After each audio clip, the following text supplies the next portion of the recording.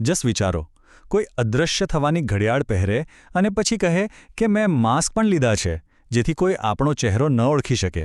અરે ભાઈ, જો તમે અદૃશ્ય જ છો તો આ માસ્કની શું જરૂર છે? શરૂઆતથી જ આ કેસમાં લોજિક નામની કોઈ વસ્તુ જ નથી. આ વાયરટેપ પુરાવો તરત જ આ શંકાસ્પદ લોકોના અસ્તવ્યસ્ત અને તર્કવિહોણા સ્વભાવને છતો કરે છે. આજના આ અત્યંત ગોપનીય કેસ ફાઇલ વિશ્લેષણમાં આપણું સ્વાગત છે. પોલીસ ચોપડે નોંધાયેલો આ કદાચ અત્યાર સુધીનો સૌથી ગૂંચવણભર્યો અને રમૂજી ગુમ થયેલા લોકોનો કેસ છે, જેને આપણે ધ મિસ્ટર ઇન્ડિયા એનોમલી કહી શકીએ. આ કેસમાં એક કાકો, એક ભત્રીજો અને એક કથિત જાદુઈ ઘડિયાળનો સમાવેશ થાય છે. ચાલો એક તપાસ અધિકારીની નજરે આ આખી ઘટનાને ડીકોડ કરીએ. વિભાગ 1 કેસ ફાઇલ મિસિંગ પર્સન્સ પ્રાથમિક પોલીસ રિપોર્ટ. હવે જરા આ ઘટનાક્રમ પર નજર કરીએ. એકદમ અશક્ય અને શંકાસ્પદ લાગે એવી આખી ટાઈમલાઈન છે. પહેલા દિવસે આ કાકા ભત્રીજાને ક્યાંકથી પેલી જાદુઈ ઘડિયાળ મળે છે. બીજા દિવસે તેને એક તિજોરીમાં એકદમ સુરક્ષિત રીતે બંધ કરવામાં આવે છે. પણ ત્રીજા દિવસે એ ઘડિયાળ તિજોરીમાંથી રહસ્યમય રીતે ગાયબ.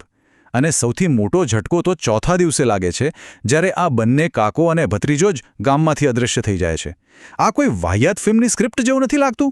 વિભાગ 2 અવિશ્વસનીય સાક્ષીઓનું પ્રોફાઇલિંગ ધ વિલેજ સિન્ડિકેટ. હવે તપાસ શરૂ ક્યાંથી કરવી? ગુનાના સ્થળે હાજર સાક્ષીઓ જુઓ. આખું ગ્રુપ એકદમ અસ્તવ્યસ્ત છે. પહેલા છે હરિભા, જેમની પાસે રોજ નવી વાર્તાઓ હોય છે. એ કહે છે કે ભાઈ, આ લોકો તો 6 મહિનાની તીર્થયાત્રા પર ગયા છે. પછી આવે છે મફુજી, એમને બસ મારઝૂડની જ વાતો કરવી છે. પણ જ્યારે સવાલ પૂછો ત્યારે તરત જ બિચારા બની જાય. અને પેલા ફૂમતા કાટા, એમનું બહાનું તો સાંભળો, કહે છે ડૉક્ટરે વધારે બોલવાની ના પાડી છે. આવા વિરોધાભાસી અને મૂર્ખામી ભર્યા નિવેદનો સાંભળીને કોઈપણ પોલીસ ઓફિસરનું મગજ તો છટકે જ ને.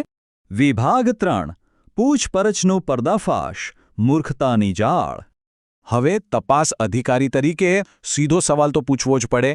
જો કાકો અને ભત્રીજો ખરેખર તીર્થયાત્રા પર ગયા છે, તો તેઓ દરરોજ ક્યાં છે એનું ચોક્કસ લોકેશન અહીં ગામમાં બેઠા બેઠા કેવી રીતે ખબર પડે છે? ક્રોસ એક્ઝામિનેશન માટે આનાથી વ્યાજબી સવાલ બીજો શું હોઈ શકે? અને આનો જવાબ સાંભળીને તો કોઈ પણ માથું જ પકડી લે. શંકાસ્પદ વ્યક્તિ ગભરાઈને પોતાને બચાવવાની ઉતાવળમાં કહે છે, એ તો અલગ અલગ જગ્યાએથી ફોન કરે છે, પણ એ નાના છોકરાનો ફોન છે. અને પાછું ઉપરથી એ જ મેડિકલ બહાનું, મારા ડૉક્ટરે મને વધારે બોલવાની ના પાડી છે. પૂછપરછથી બચવાની આ એક ક્લાસિક પણ એટલી જ કોમેડિક ટેકનિક છે. એક જ વાક્યમાં બે સાવ પાયાવિહોણા બહાના. વિભાગ 4 જાદુઈ ઘડિયાળની યોજના ધ મિસ્ટર ઇન્ડિયા ફિનોમિનન. આ પૂછપરછમાં ધીમે ધીમે આ કાકા ભત્રીજાનો માસ્ટર પ્લાન બહાર આવે છે. અને એટલો હાસ્યાસ્પદ છે કે શું કહેવું. પ્લાન કંઈક આવો હતો. પહેલા ગામવાળાઓ પાસેથી પેલી મિસ્ટર ઇન્ડિયા ઘડિયાળ પડાવવી. બીજું, ઘડિયાળ પહેરીને એકદમ અદૃશ્ય થઈ જવું. ત્રીજું, હાઈવે પરની બિલ્ડિંગો પર ઊભા રહીને દુશ્મનો પર બદલો લેવો. પણ ચોથું સ્ટેપ સૌથી ખતરનાક છે. જો કોઈ એમના અદૃશ્ય ચહેરાને ઓળખી જાય તો એની ઉપર ભૌતિક માસ્ક પહેરવું. માસ્ટર પ્લાન તો એવો બનાવ્યો કે એમના પોતાના જ લોજિકના ધજાગરા ઉડી ગયા. જરા આ ક્રાઇમ સીનની ફોરેન્સિક તપાસ સમજો. સામાન્ય રીતે ચોર શું કરે? રોકડ અને કિંમતી વસ્તુઓ લઈ જાય અને નકામો સામાન મૂકી દે, રાઈટ?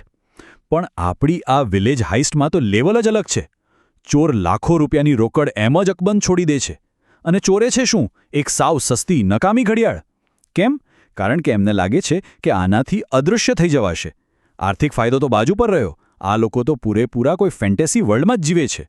વિભાગ 5 બચાવ માટે રમૂજ પૂછપરછથી બચવાની યુક્તિઓ. આટલી વાહિયાત વાતો સાંભળીને ડિપાર્ટમેન્ટનું ફ્રસ્ટ્રેશન વધતું જ જતું હતું. એટલે પૂછપરછમાં થોડી કડકાઈ લાવી. હરિભાને પકડીને એક ઊંચી બિલ્ડિંગના ધાબા પર લઈ ગયા. એકદમ કડક અને CID લેવલની ધમકી આપી. આપણે અત્યારે બહુ ઊંચી બિલ્ડિંગ પર છીએ. જો આ તપાસમાં એક પણ ખોટો જવાબ આપ્યો તો સીધા નીચે ફેંકી દેવામાં આવશે. સમજ્યા? હવે આ ધમકી સાંભળીને ભલભલા ડરી જાય. પણ હરિભાનો જવાબ? એ ભાઈ કહે, સાહેબ, હું તો નિશાળના પરીક્ષામાં જ નાપાસ થયો હતો. જો અહીં ખોટો જવાબ આપું તો પરીક્ષામાં જ નહીં, જિંદગીમાં પણ ફેલ થઈશ. મતલબ કે હદ છે. એક ડિટેક્ટિવની આવી સિરિયસ ધમકીની આ માણસે પોતાની જ મજાક ઉડાવીને સાવ હવા કાઢી નાખી. આ શુદ્ધ મૂર્ખતા છે. આ રિપોર્ટમાં આ લોકોની હરકતોની એક ક્લિયર પેટર્ન નોંધાઈ છે. ઓફિસરોને થકવી નાખવાની જબરદસ્ત ટેકનિક. પુરાવા માંગો તો કહે, સાહેબ દાળ બાટી ખાવા રોકાઈ જાવ ને. પત્ની રિપોર્ટમાં ગોટાળા કરે તો વાંક મિસ્ટર ઇન્ડિયા જેવી બોલિવૂડ ફિલ્મોનો કાઢે. પોલીસનું મગજ ફેરવવા અંદરો-અંદર જ મોટા અવાજે ગોળ-ગોળ લડવા માંડે. જેલમાં જવા માટે ભીખ માંગે, બસ મફતનું જમવાનું મળે એટલે. અને છેલ્લે તો એવો દાવો કરી દીધો કે પેલા ગુમ થયેલા લોકો હવે શાબ્દિક રીતે ભૂત બની ગયા છે. આ બધું કોઈ ગંભીર તપાસને પાટા પરથી ઉતારવા માટે પૂરતું છે. વિભાગ 6 તપાસ નિષ્ફળ, કેસ બંધ. આ શંકાસ્પદોએ પીડિત બનવાનું એવું તો નાટક કર્યું કે પોલીસની આખી તપાસ ત્યાં જ અટવાઈ ગઈ. સાંભળો એમનું રડારડ. અમારે તો પેલો ઘડિયાળ ચોર પણ મારે અને ઉપરથી તમારો પણ માર ખાવાનો. અમારું અસ્તિત્વ તો જાણે કોઈ મંદિરનો ઘંટ થઈ ગયો છે, જે આવે એ વગાડી જાય. આટલા મોટા અને કન્વિન્સિંગ ડ્રામા સામે પોલીસની ગમે તેવી કડક પૂછપરછ પણ નિષ્ફળ જ જવાની હતી. આ કેસ ફાઇલ આજે પણ હતાશાજનક રીતે ખુલ્લી જ છે. અને અંતે એક જ મોટો સવાલ રહી જાય છે: શું કોઈ પણ સત્તાવાર તપાસ એવો કેસ ઉકેલી શકે ખરી, જ્યાં તમારો મુખ્ય પુરાવો જ અદૃશ્ય હોય અને શંકાસ્પદો પોલીસની પૂછપરછને કોઈ સ્ટેન્ડ-અપ કોમેડી રૂટીન સમજતા હોય? એ અસ્તવ્યસ્ત કાકો, એનો ભત્રીજો અને પેલી ગાયબ થયેલી ઘડિયાળ ખરેખર ક્યાં ગયા, એ આજે પણ એક વણ ઉકેલ્યું રહસ્ય જ છે. આટલી રસપ્રદ અને અજીબોગરીબ કેસ ફાઇલના વિશ્લેષણમાં જોડાવા બદલ ખૂબ ખૂબ આભાર. ફરી મળીશું એક નવા વિશ્લેષણ સાથે.